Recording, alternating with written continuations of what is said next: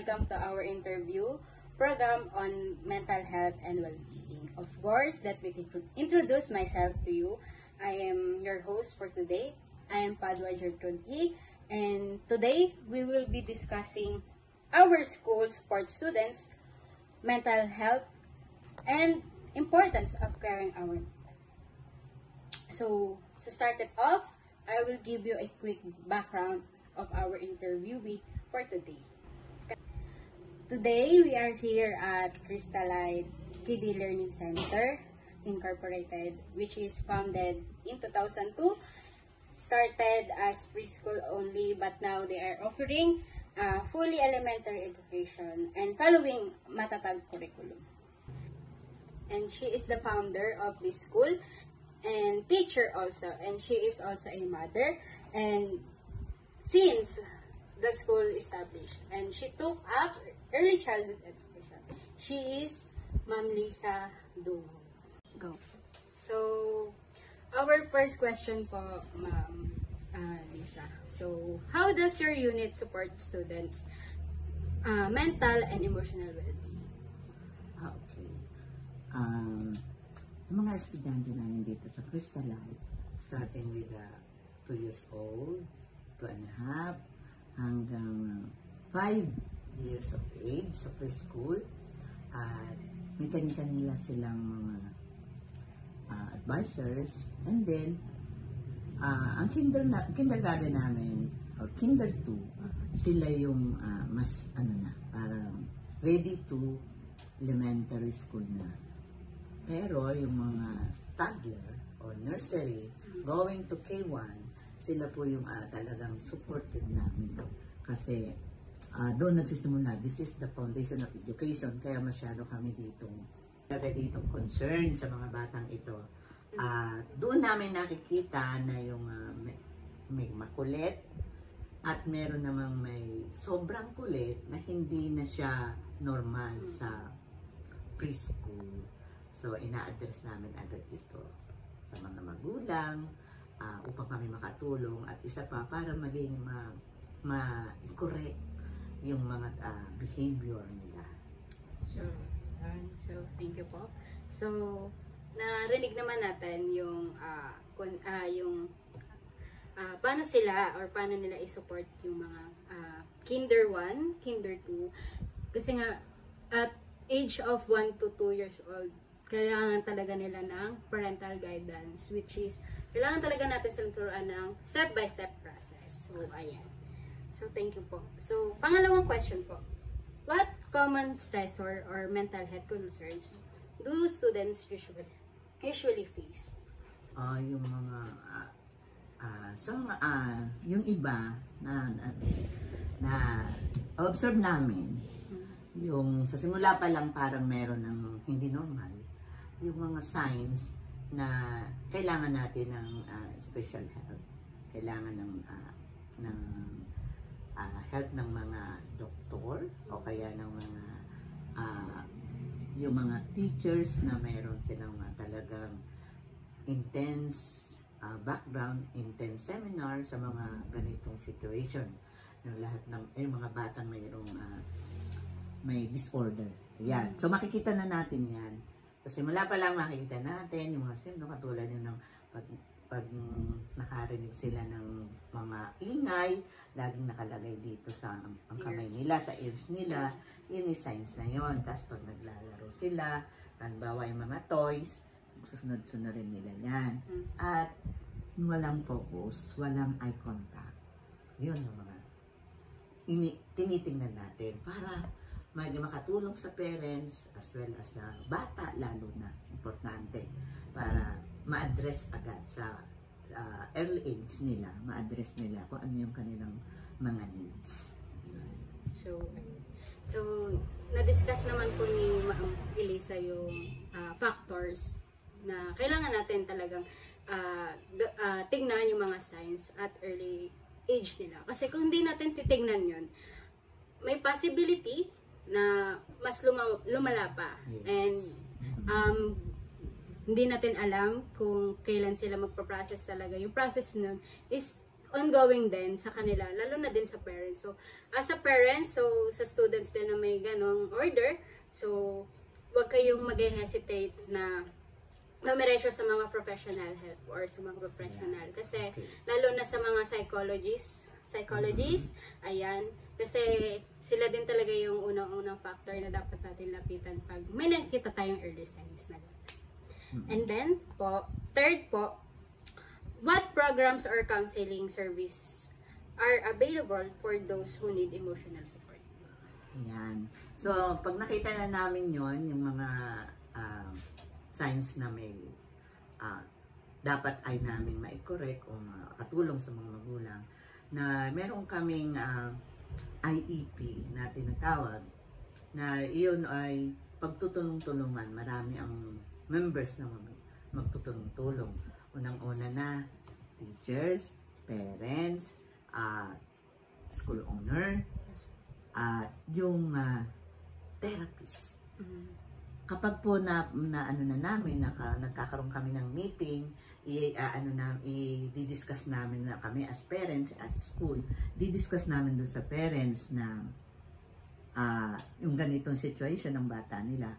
Una, may denial sa mga parents, hindi nila matanggap, lalo higit yung mga first baby, firstborn, tapos meron pang disorder, parang hindi nila matanggap. Pero sa aming support ng school at sa aming pag-observe, pag-assess, pag-evaluation ng mga teachers dito sa school, kasama na yung special education teacher, SPED teacher. Yan. Sila po yung mas specialized nila yung mga ganong bagay. So, katulong ang general teacher, SPED teacher, yan.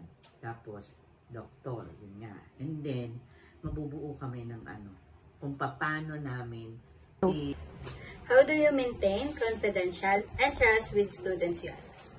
Ay, opo.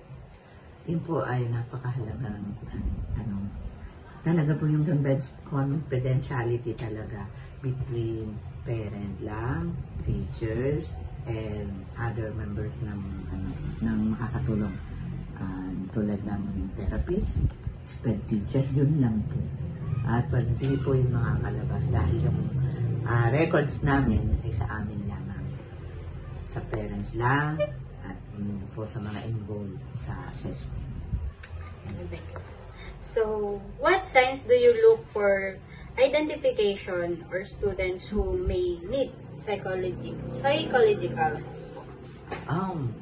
Kaya pagka na-assess na po namin, evaluate namin, napag-meetingan namin ng involved na mga involved, ay doon po namin na titingnan kung sino po saan po namin dadalhin. Bawa sa behavioral therapist, kung saan mo na therapist. Since mga bata pa, therapist po muna. At doon, kung makaya magkaroon ng progress, pwede na pong itintulog. Basta, naagapan natin at an early age, at an early symptoms na makita. Kaya mas mahalaga po ito sa mga kinder pa lang. At marami po meron po kami nakagraduate na ng grade 5, ng grade 6. Last year, meron po kami diagnosed na autistic, pero matalino, at behave. Yun nga lang, minsan, medyo sensitive. Pero, ang parent po ay tuwan-tuwa kasi hindi na siya katulad nung una, magsimula yan sa akin sa K1, K2, sobra pong violent. Kaya malaki pong sa amin, success sa amin din. At proud kami sa school na meron kaming natutulungan na may mga disorder na may disorder. How do teachers and classmates contribute to maintaining mental wellness in school? Okay. Dito, as experience namin, yung mga normal na mga classmate ay binibigyan namin sila ng orientation na itong classmate natin ay ito ay may hindi katulad nyo. Sila ay meron po kaming grade simula kinder hanggang grade 3, mahal na mahal sila na kaklase nila. So ngayon, sila na yung nagsasabi, sila na yung kusang, halimbawa, lakad yung classmate niya. Meron kami talaga na yung girl siya. Pero, sweet na sweet kasi siya. At mahal na mahal mga classmates niya, maging mga lalaki. Pag lalabas yan, sisigaw niya mga classmates, "Teacher!" Basta yung classmate nila na yun. Kaya, mahalaga po na yung mga bata, alam nila na yung kanilang classmate ay hindi kanila katulad na normal, na meron silang special needs sila. May special needs yung mga batang ito. Kaya hindi dapat itago ng parent. At kami naman, handa naman tumulong. Ayan. So yung mga classmates, mahal nila yung mga ano nila. Kaya nga, ako natutuwa din sa mga parent ng mga classmates na may disorder, na sila ay nakikipag-cooperate. Ay, wag mo siyang gagawin kasi hindi siya, special siya. Sabihin yung parent doon sa anak nila. Ayan. So, ayun. So, nakita naman natin kung paano mag-workout yung mga students and teachers dito. So, yun nga, nasabi nga ni Ma'am Daisa na diba, yung kaklase nga nilang may disorder, yung mga kaklase niya pa yung nagsasabi na lumalabas siya. And nakita naman natin na aware din talaga yung mga bata na which is parang dito din napapakita ng mga bata na although may disorders yung batang yon, hindi dahilan yung disorder para magpatuloy siya sa pag-aaral. And syempre, as normal, diba, mas dapat talaga din natin ipafeel sa kanila na normal sila sa classroom setup. Ayan. So, lastly po, last na po. Last po, what message could you like to share with your students about caring of their mental health? Sa students? Yes. Kahit po sa parents or sa parents. Kasi ang importante yung parent. Meron kasi mga parent na hindi nila ini-enroll ang bata. Ang gusto nilang mangyari, doon lang muna sa bahay nila para daw muna turuan doon nila. Meron kasi yung case na ganyan na sinabi ko sa kanya na bakit hindi yan matututo sa bahay. At lalo lamang na yung kanyang disorder ay kumbaga hindi ma-assess kung sa bahay lang. Kung sa school, magtutulong-tulong tayo, tulad ng sinabi ko kanina, at yung ask tayo ng medical help, at ask tayo sa mga therapists, at doon yun nga.